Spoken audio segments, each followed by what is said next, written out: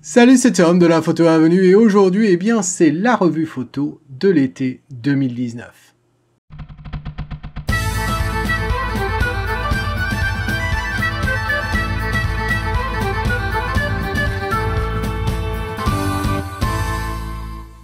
Alors on fait une courte interruption dans notre série dédiée au trépied. En effet, j'ai commencé cette série la semaine dernière et la raison pour laquelle je fais une pause, c'est tout simple. Les deux autres trépieds dont je veux te parler, j'ai envie de le faire à l'extérieur et là, la météo a décidé de pleuvoir et donc du coup, je pense pouvoir enregistrer le premier segment soit mercredi, au pire jeudi. Voilà. Alors, on fait la revue des photos qui m'ont été envoyées cet été. Alors, elles sont pas nombreuses parce que je pense que la majorité des gens étaient soit en vacances, soit ils se sont dit « Tom est pas là, donc je vais pas poster de photos ». Seulement, je l'avais dit dans une vidéo que j'ai faite cet été, la seule d'ailleurs que j'ai faite de l'été, c'était de dire « Attention, postez vos photos pour la revue, dès mon retour, je la ferai la revue ». Ben voilà, en tout cas, on en a 5. Allez, c'est parti, les voilà, les 5, et on commence avec l'ami Thierry.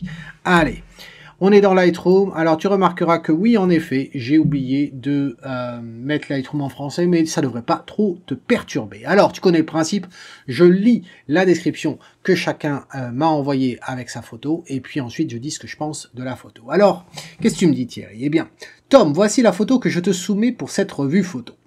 Ces voiles aux couleurs vives sur le bleu du ciel et de l'eau ont attiré mon regard. J'ai choisi un cadrage au 16/9 pour réduire la proportion du ciel et de l'eau. Photo prise au 400 mm f11, 1/500 de seconde à ISO 200. Alors, affichons cette photo en grand, Thierry. La première chose que je dirais sur ta photo, c'est au niveau du cadrage, la conception même de ta photo. L'idée du 16/9, pour moi, elle est évidente. Comme tu l'as dit très bien, ça réduit le ciel, ça réduit l'eau également. Je remarque que tu as pris le temps de prendre ta photo. Et comment je vois ça? Eh bien, tout simplement, je vois que tu t'es assuré à ce qu'il n'ait pas de superposition des bateaux. Alors pourquoi je suis aussi critique à chaque fois sur la superposition des éléments? Tout simplement parce que les éléments constituent la composition en soi. Et si on nous met des éléments, s'ils restent dans le cadre, c'est qu'ils ont une valeur, un intérêt. Et s'ils ont une valeur, un intérêt, une présence, eh bien, il faut donc qu'ils soient distincts les uns des autres. Et donc, s'ils sont superposés, eh bien, on a du mal à les distinguer. Et donc, leur effet, eh bien, est diminué. Voilà.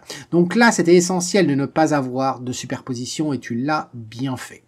Ensuite, au niveau du cadrage lui-même, hormis le 16/9, c'est comment tu as orienté ton appareil pour nous cadrer un peu tout ça. Je dois dire que les photos, non pas les photos, les deux bateaux qui sont à droite sont un petit peu trop proches du bord à mon avis. Certes, tu as peut-être voulu garder le bateau au centre de ton image, mais je trouve qu'il manque de l'espace sur la gauche. Voilà. Ensuite, tu nous dis dans ta description que c'est les couleurs vives des bateaux et puis aussi le ciel bleu et l'eau bleue. Seulement le ciel bleu, il n'est pas vraiment là, hein. Il n'est pas vraiment là parce que le seul bleu, on le devine un peu ici. Tout le reste, c'est du blanc. Et c'est un blanc qui tire plus du côté jaune que du côté bleu. Voilà. Donc ça fait un effet pas très ensoleillé. C'est très très curieux. En contraste avec la luminosité qu'on peut avoir dans cette voile ici. Alors voici deux choses. Et la troisième, ça serait que les bateaux, les barques elles-mêmes, je les trouve assez sombres dans ta scène. Voilà, je pense que cette photo, elle demanderait un petit peu de oomph. Mais dans sa globalité, je l'aime bien cette photo. Ça me rappelle un peu Waterworld, un film qui n'a pas forcément très bien marché, mais moi que j'ai toujours apprécié.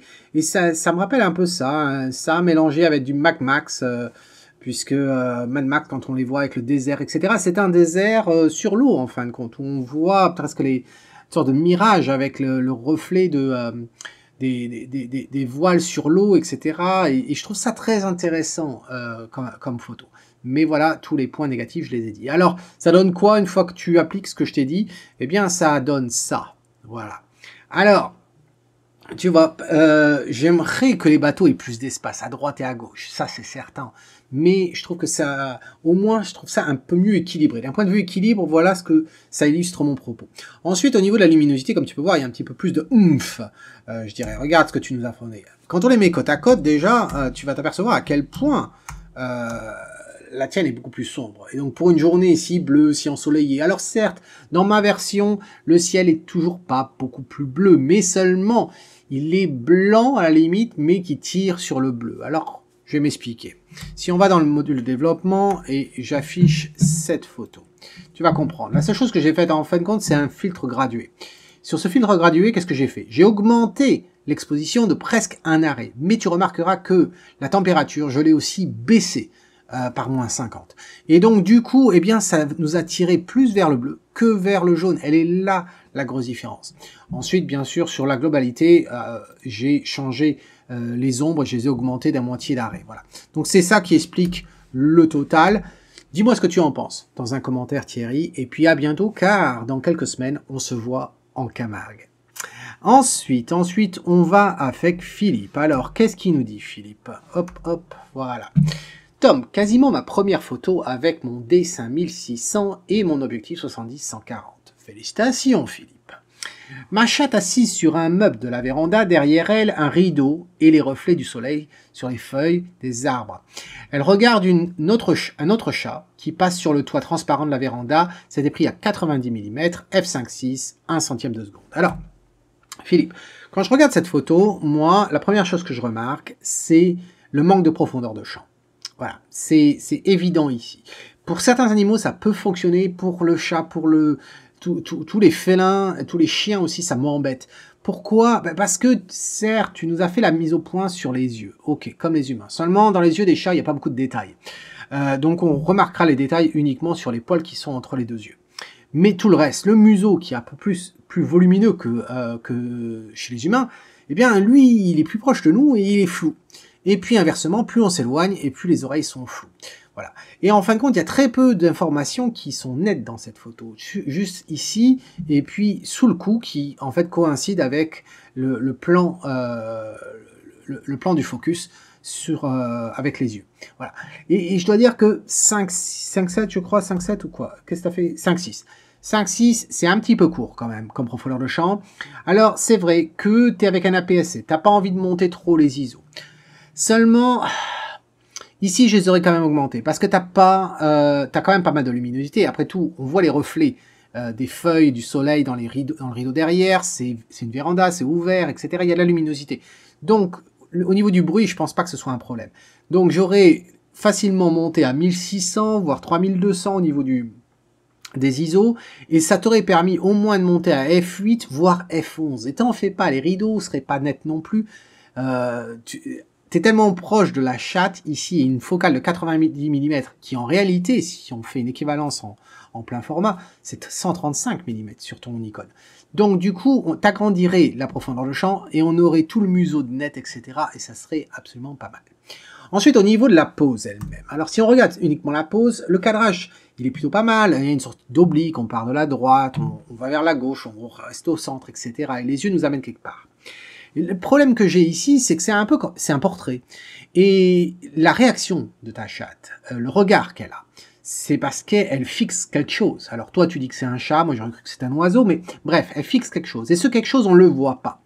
Et donc la raison pour laquelle tu as obtenu cette expression, c'est à cause de ce quelque chose. Et tu ne nous le montres pas. Et ça me manque.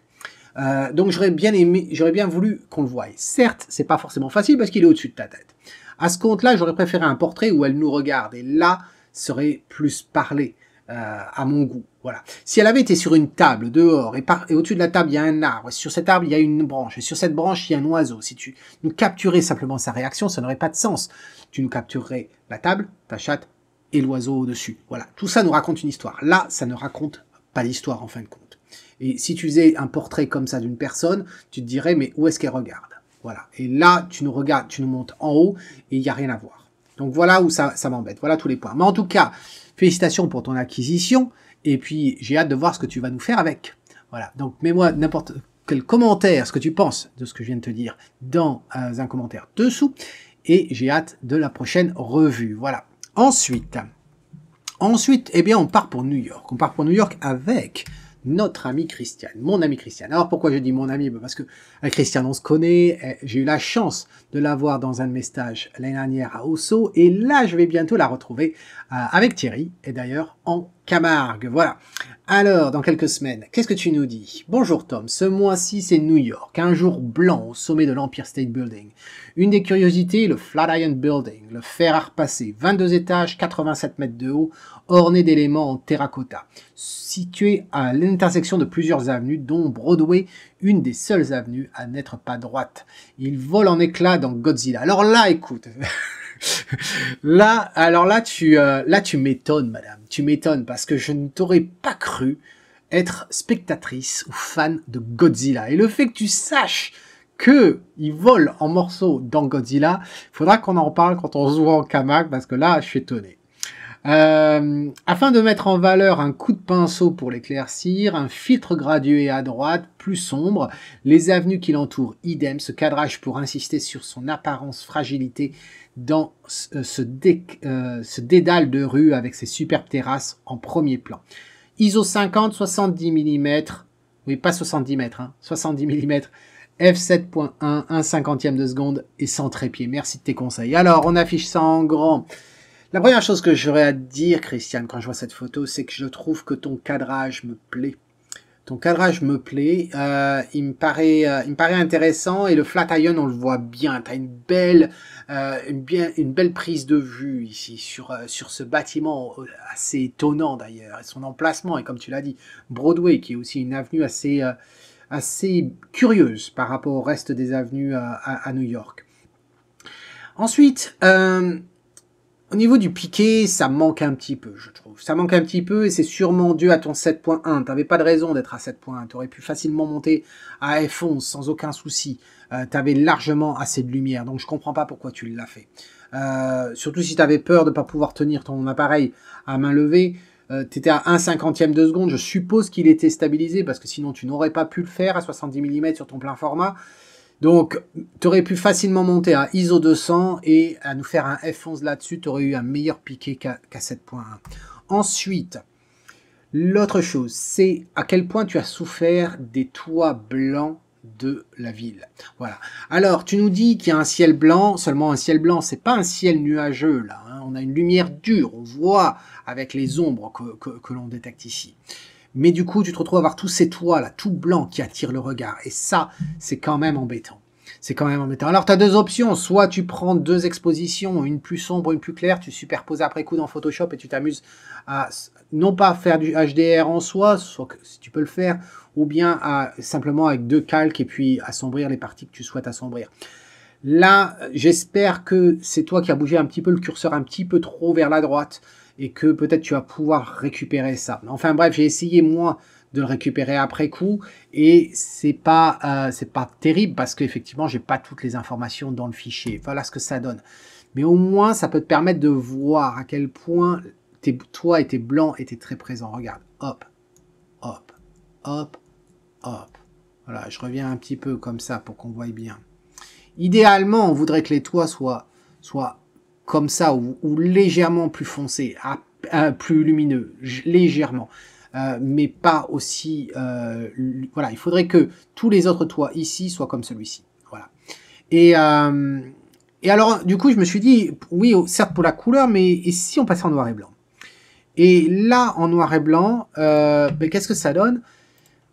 Passe là en noir et blanc. Après, je me suis dit, tiens, si on mettait un filtre radial et on assombrissait total. Et c'est ce que j'ai fait. Et on obtient ça avec de la clarté, etc. Donc là, tu vois, ça passe un peu mieux. On est moins aveuglé d'un seul coup, tu vois. Si je repasse avant, voilà. Et là, voilà. J'ai remonté aussi les ombres pour qu'il y ait moins de différence entre les tons lumineux et les tons sombres. Et puis ensuite, je me suis dit, tiens, quitte à faire du New York en noir et blanc, pourquoi pas faire du virage partiel? Si tu ne connais pas le virage partiel, j'ai fait une vidéo il y a quelques années de ça, qui t'explique tout. C'est en haut, ici, dans le coin. Voilà, va voir ça. Mais au final, qu'est-ce que j'obtiens? J'obtiens quelque chose comme ça. C'est léger, c'est extrêmement léger. Regarde, avant, après. C'est extrêmement léger, mais il y a du virage partiel. Voilà, si tu veux voir, voilà ce que j'ai utilisé. Voilà. Donc, dis-moi ce que tu en penses dans un commentaire, s'il te plaît, Christiane. Je les mets côte à côte, ces deux photos, ces deux rendus. Le noir et blanc peut aider des fois quand on souffre trop des blancs, voilà, et que simplement en diminuant les blancs, eh bien c'est pas assez. Dans ta photo, je trouvais que c'était un petit peu trop marron. C'est un peu marron, ça me rappelait un peu le Bronx. C'était un petit peu, ouais, c'était un petit peu trop orangé à mon goût. Voilà ce que j'avais à dire là-dessus. Surtout que le Flatiron, il n'est pas spécialement orange comme bâtiment. Donc voilà. Bon, dis-moi en tout cas ce que tu en penses. Ensuite, le prochain, on part en Australie cette fois-ci avec l'ami Jean-Luc. Et ça fait plaisir de le revoir. Hein. Dommage, on s'est loupé cet été, mais ce n'est que partie de mise, j'espère. Alors, qu'est-ce que tu nous dis? Bonjour Tom, après pas mal de temps sans photo, j'ai repris le matériel et je te soumets cette photo. J'ai trouvé que cette petite maison était jolie à l'entrée de la baie de Sydney que l'on voit au loin. Dis-moi ce que tu en penses. Petite retouche effectuée pour retirer une bouée devant la maison. Merci de ton aide, au plaisir. Alors, Jean-Luc, la première chose que je dirais, écoute, il y a des choses qui me plaisent pas trop dans cette composition.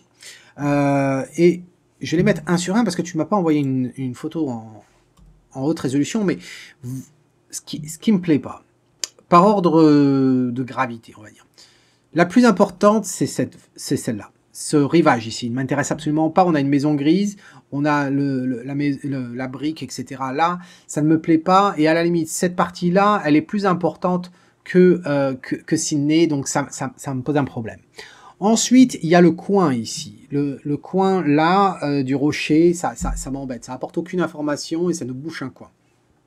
Pas dans le bon côté. Et ensuite, eh bien, c'est sur quoi repose ta maison, ce béton ici qui n'est pas du tout intéressant. Ce qui est certes intéressant, c'est les dalles dessous, là, l'eau bleue, bien sûr, du Pacifique. Mais cette partie-là de devant, je la trouve pas si intéressante que ça. Et du coup, je me dis, j'ai un challenge pour toi, pour le mois suivant, pour la revue du mois suivant. C'est que j'aimerais que tu retournes à ce lieu-là, puisqu'après tout, tu habites en Australie, donc je crois au Sydney, parce que tu fais pas mal de photos là-bas.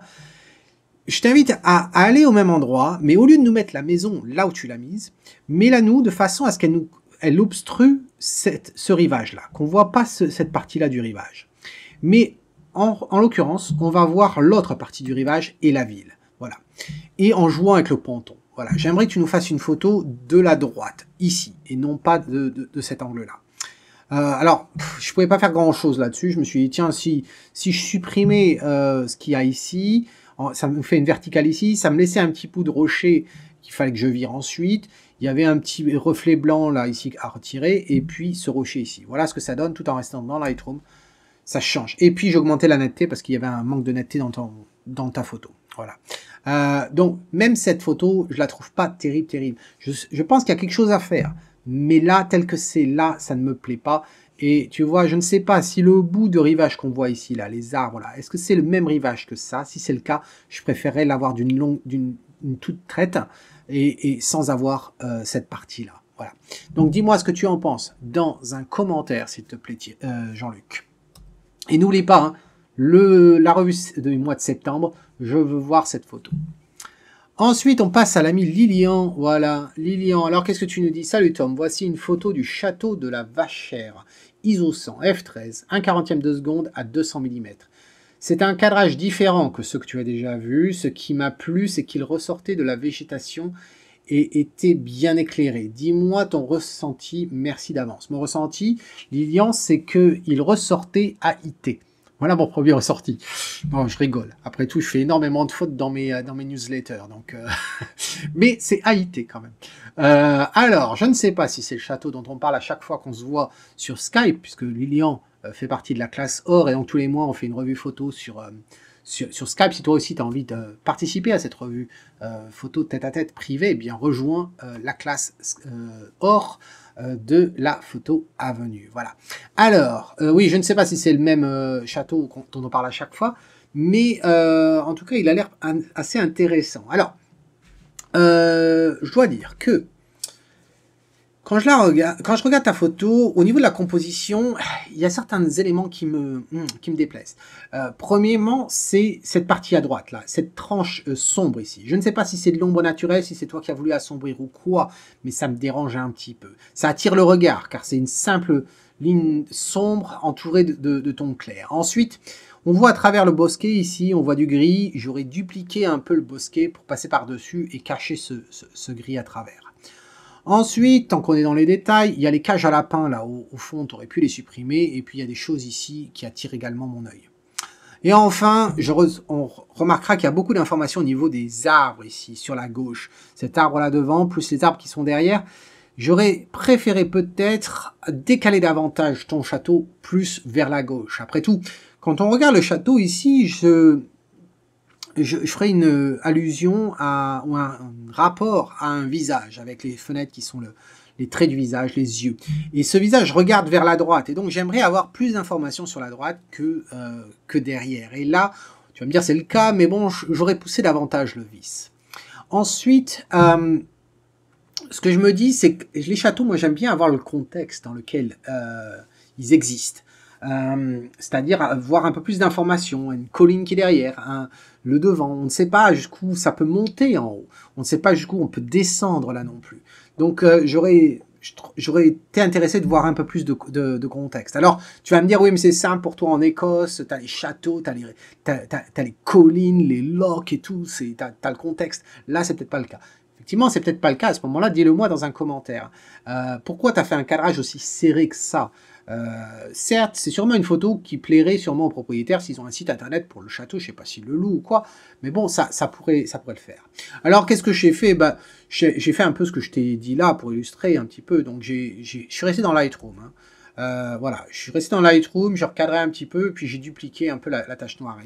Et là, je trouve que, bon, on voit peut-être un peu mieux le château qui ressort et c'est un petit peu plus lisible. Tu remarqueras que j'ai fait le travail à ta place d'avoir supprimé la cage à lapin et puis le bazar qu'il y avait dehors. Voilà. Donc si on met les deux côte à côte, voilà, hop, voilà ce que l'on obtient. C'est pas énorme comme différence, mais je pense que ça l'améliore un petit peu. Dis-moi ce que tu en penses, en tout cas, Lilian, dans un commentaire. Voilà, c'était tout. C'était notre revue photo de l'été 2019. J'ai hâte de voir ce que vous allez m'envoyer pour le mois de septembre. Voilà, n'oubliez pas, hein, ça reprend maintenant. Et puis, ce qui va reprendre, bien sûr, c'est le concours photo. J'ai pas oublié. Je vais le sortir dans les quelques jours qui viennent. Voilà, donc non seulement je vais faire une vidéo sur les photos qui m'ont été envoyées pour le concours, et puis aussi donner le thème du concours. Alors, il ne va pas y avoir de live show. On m'a demandé, est-ce que tu reprends les live shows? Oui, je vais reprendre les live shows. Seulement, je ne pouvais pas le faire le dernier vendredi du mois d'août. Voilà, j'étais occupé, je ne pouvais pas le faire. Et puis en septembre, je ne peux pas non plus parce que je serai en France pour le stage en Camargue. Voilà, et les connexions Internet étant, eh bien, je peux pas. Non, je serai pas en Camargue. Je serai à Arcachon d'ailleurs, juste avant. Oui, je serai à Arcachon. Je reviendrai du stage à Arcachon. Et je pourrais pas faire le live show en France. Donc, ce que je vais te proposer, c'est en fait d'avoir un concours photo, mais le concours photo va faire septembre et octobre ensemble. Et on se revoit en live show à la fin du mois d'octobre. Spécial Halloween peut-être, le live show. Voilà. Donc, en attendant, on va reprendre la série sur les trépieds qui va sortir jeudi, je pense. Voilà. En attendant, cet homme qui te dit si tu aimes ce que tu vois, capture-le. Cheers.